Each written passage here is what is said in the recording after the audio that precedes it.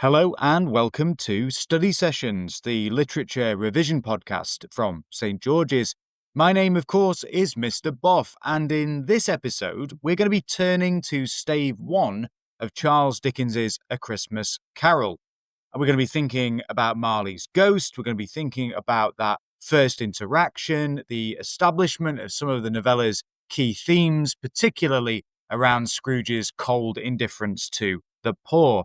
It's a chapter, or a stave as they're termed in the book, which introduces us to the text's world of moral decay, but also hints at, even at this very early stage, the possibility of moral transformation. So the chapter opens and is set on a biting, fog-laden Christmas Eve in Victorian London, and Dickens invites us as readers into the dismal counting house of an Ebenezer Scrooge, a man so thoroughly consumed by greed and avarice that he has become, in Dickens's own scathing language, a squeezing, wrenching, grasping, scraping, clutching, covetous old sinner. He is described memorably as solitary as an oyster, perfectly encapsulating his rejection of human warmth and connection. Scrooge is, in short, a misanthrope, a person who despises society and shuns compassion. His clerk, Bob Cratchit, tries to keep warm, it's a very famous moment, by the faint glow of a small coal fire, and indeed by the glow and a little heat from a single candle. Bob, underpaid and overworked, represents the Victorian working poor, surviving on the crumbs of an employer who begrudges him even a moment of comfort. Into this harsh world steps Scrooge's nephew, Fred, whose bright good cheer is in direct contrast to his uncle's gloom. Fred extends a heartfelt Merry Christmas and invites Scrooge to share Christmas dinner. But Scrooge, utterly dismissive, replies with his trademark famous scorn, "Bah, humbug." For Scrooge, Christmas is nothing more than foolish sentiment. Fred tries, kindly, to defend the spirit of the season, celebrating its generosity and goodwill, but Scrooge rejects him, unwilling to see any value in human fellowship. Fred leaves with his dignity intact, while Scrooge remains firmly in his fortress of cynicism. Soon after, two gentlemen appear, and they're seeking charitable donations for the poor. They are polite and hopeful, but their hopes are swiftly dashed. Scrooge coldly demands, "Are there no prisons? Are there no workhouses?" When informed that the poor and destitute would rather die than enter those mentioned places, Scrooge retorts, horrifyingly, "If they would rather die, they'd better do it and decrease the surplus population."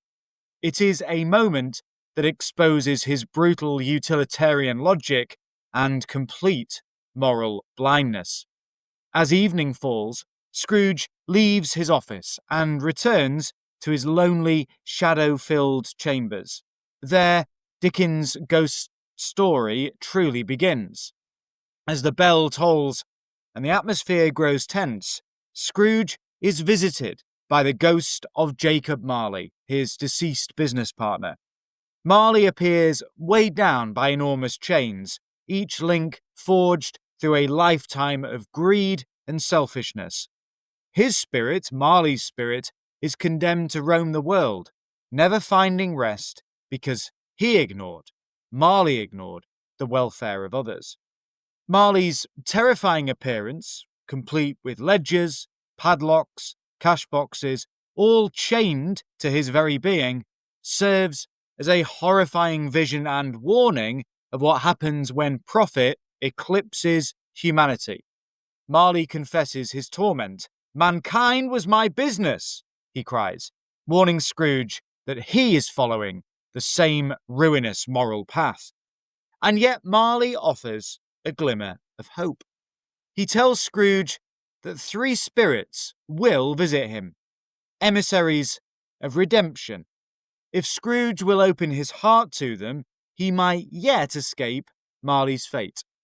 And then, in a rush of cold air, and rattling chains, Marley vanishes, leaving Scrooge shaken and uncertain whether he has experienced a vision, a dream, or a genuine warning. But Dickens makes clear this is the beginning of a profound moral reckoning. So that's Stave 1 of A Christmas Carol, a very powerful, famous opening to Dickens's timeless tale of transformation. In the next episode, we will journey in Stave 2 with the ghost of Christmas past to witness the memories that shaped Scrooge's character. Until then, remember, Dickens wrote this book to challenge us all to look beyond our own comfort and consider the humanity of those around us, especially the less fortunate. So, with that message in mind, thank you always for listening. I hope this has helpfully recapped the first stave, and I will see you in the next episode.